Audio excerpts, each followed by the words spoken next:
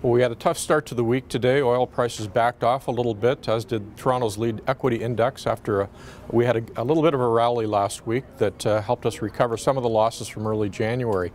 Meanwhile, the middle of this week, we've got an important visit coming. Prime Minister Trudeau is here in Alberta to visit with Premier Rachel Notley. One of the key subjects under discussion will be the climate test that the Liberal government announced it will be introducing last week. It will be another layer of regulatory provisions that will be added on to the regulatory review process already in place for new export pipelines.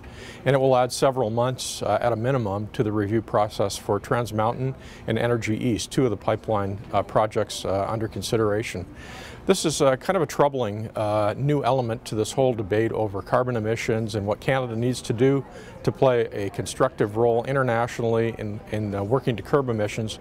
Canada, as many people know, produces about 1.6% of the globe's emissions, in the oil sands, which is the key target of most environmentalists, produce less than 0.2% of global emissions. So in my view, it's much ado about very little.